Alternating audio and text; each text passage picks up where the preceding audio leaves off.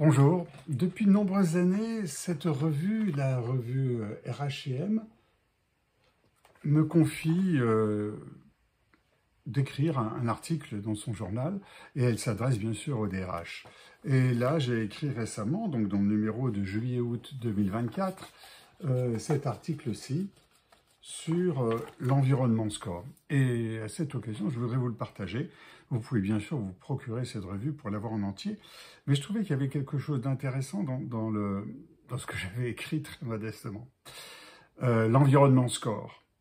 2023 a été en Europe l'année la plus chaude jamais enregistrée. Et l'Europe est le continent se réchauffant le plus vite par rapport à l'ère industrielle, plus 2,6% selon Copernicus, on est loin des 1,5 degrés, pas pourcent. Pour répondre à cette urgence climatique et aux chocs environnementaux, l'entreprise a des critères ESG, donc environnementaux, sociétaux et de gouvernance, un extra-financier des prises en compte de la RSE, responsabilité sociale d'enjeux sociaux, sociétaux et environnementaux, et puis pour la Commission européenne, et la RSE est incluse dans la loi Pacte du 22 mai 2019 sous la norme internationale ISO 26000. D'accord. Quel que soit l'organigramme de l'entreprise, le DRH est concerné d'abord par les critères sociaux et sociétaux de l'entreprise, souvent par les critères environnementaux et la gouvernance qui impacte aussi bien l'interne que l'externe. Alors comment mesurer ces critères pour savoir si l'entreprise est dans le juste? De l'ensemble des démarches pour lutter contre le réchauffement climatique, le carbone est la référence. C'est le gaz à effet de serre la plus important d'origine de l'activité humaine et contribuant le plus au réchauffement climatique. Prenons l'exemple de la tendance baissière confirmée d'émissions au carbone de la France pour 2023, selon le CITEPA. Pour l'Europe, la baisse de 55% d'ici 2030 est sur la bonne voie. Les sources de cette baisse sont multiples, les énergies renouvelables, le télétravail, l'éco-conception, les matériaux biosourcés, etc. Ce sont des efforts louables, mais les températures élevées ont fait économiser du chauffage, comme la baisse d'activité en 2023 de l'industrie, moins 9%, et on ne compte pas les produits importés de la production de carbone exporté, et j'en parle très souvent ici. Carbone produit en France et carbone importé s'additionnent, ce sont les scopes 1, 2 et 3, mais le critère carbone est loin d'être parfait. Alors prenons l'exemple des énergies renouvelables. Le solaire et l'éolien, les énergies bas carbone, un indice phare, on en parle beaucoup. Ces énergies bas carbone sont hautes en matériaux pour deux raisons principales. 1.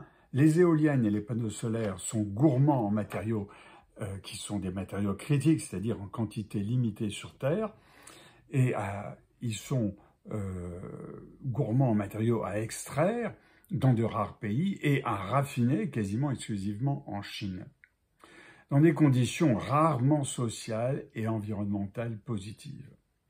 Donc les énergies bas carbone ont besoin de matériaux qui ne sont pas très positifs sur plein de plans.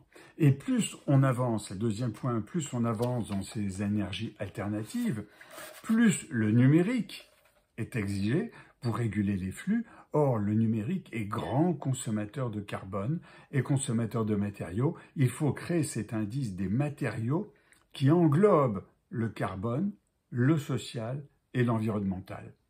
Je le répète, le carbone, c'est insuffisant.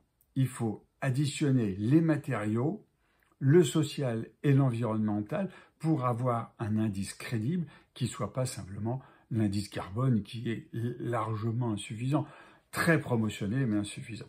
Et pour autant, l'indice carbone et l'indice matériaux vont ensemble et les deux contribuent à éloigner l'urgence climatique, ou tout au moins à l'amoindrir, si on veut. Et puis, il y a la pression des citoyens, des salariés. Les citoyens agissent contre les États et les entreprises par des procès pour une action climatique quand ce n'est pas contre tel ou tel projet. Les salariés, notamment les futurs salariés, interrogent pour connaître la politique ESG et RSE de l'entreprise. Rien n'est plus difficile pour l'entreprise de l'expliquer, lorsque des clichés, des slogans sont lancés et que les explications exigent un minimum d'efforts à émettre et à recevoir. On est sous l'époque des réseaux sociaux, du slogan. Alors le Nutri-Score de l'environnement, qu'est-ce que c'est? Qu'est-ce que c'est dans mon idée? À quoi il pourrait répondre? Ça fait penser au Nutri-Score santé. Nutri-Score censé indiquer si un produit est bon ou mauvais pour l'alimentation. Il est très incomplet et partiel, il a pourtant un succès considérable, il a été mis à jour il n'y a pas très longtemps.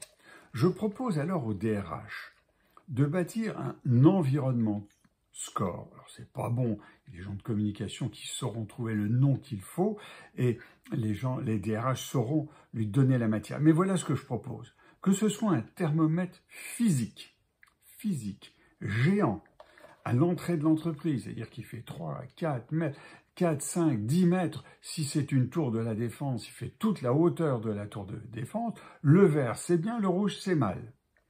Et puis, éventuellement, accompagné d'une courbe d'effort, c'est-à-dire pourquoi on en est là, ça devient vert, peut-être parce qu'on a de la chance, ou ça devient rouge, parce qu'on joue de malchance en ce moment. Pourquoi pas? Il reste à établir les facteurs entrant dans la mesure, et là, comme pour le Nutri-Score, c'est mieux que rien. C'est ça qu'il faut se dire. C'est mieux que rien. Mais au moins, salariés comme clients, fournisseurs, actionnaires et voisins le comprennent. Donc, vive l'environnement score. Je repars en plongée. À bientôt.